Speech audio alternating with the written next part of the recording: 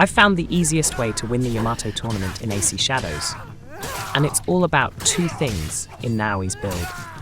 Even a beginner can beat any tough opponent in Assassin's Creed Shadows if they make these two simple changes to Naoe's build. Just watch how quickly and easily I destroy the most difficult opponent in the tournament. If you want to do the same, watch on.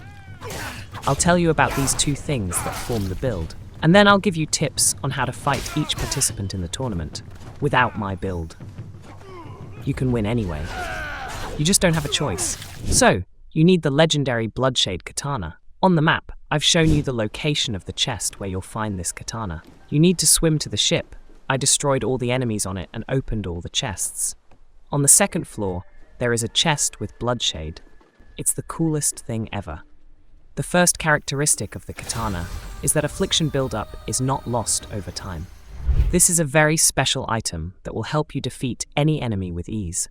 Thanks to it, your skills will regenerate almost non-stop, and you will always deal huge damage.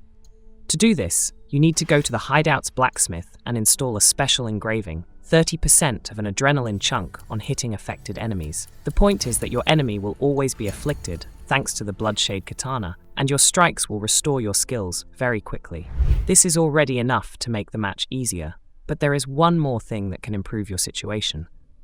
You need to install the same engraving on any trinket. In general, it doesn't matter which trinket you choose. In my case, I chose the rare trinket, Wrath of the Oni. In this trinket, the first skill gives 30% of an adrenaline chunk when the enemy has more than half health. This simplifies the first half of the fight, but does not work at all in the second half. But the main thing here is the second engraving, which also needs to make 30% of an adrenaline chunk on hitting affected enemies. I found Wrath of the Oni in Yamazaki Castle, but it's a random loot. You can get it anywhere. Now let's talk about skills. You need to go to the skills branch called Katana and choose two skills. The first one is Tidal Wave, and you don't have to improve it. The basic first skill is enough. The second skill is Eviscerate, which you can unlock at the third level of knowledge. It is not mandatory, but it is much easier. Let me show you on another opponent how this build works. In general, Tidal Wave will weaken the enemy, and while you are striking him in a weakened state, you will be able to use the skill again. The delay in your skill attacks will be minimal, and it is only due to the cooldown of the skill itself. As soon as the cooldown has passed, you can attack the opponent again with the skill. Your adrenaline generation allows you to do this continuously. In pauses, when you cool down a skill, you simply run away from the enemy if he attacks. This is easy to do by moving to a safe distance. This is enough to defeat any opponent, not only in the tournament, but in the whole game. At the end of the video, I want to return to the fight with the most difficult opponent. The last enemy is Lord Unkai. He has a special feature.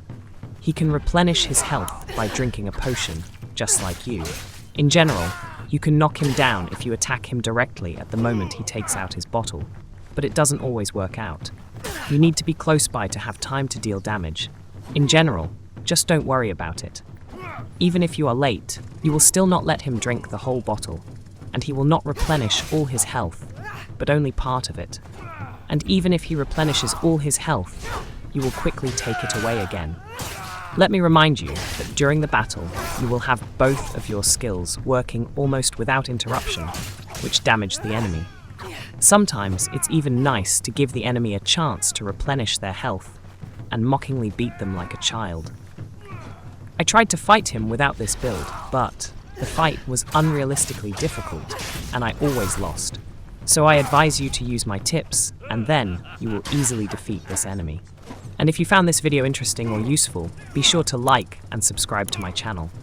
There is still a lot of interesting stuff ahead, and not only in this game.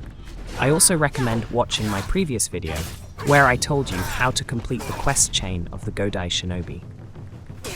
Everything is also fast and interesting there. See you soon, my friend. Take care.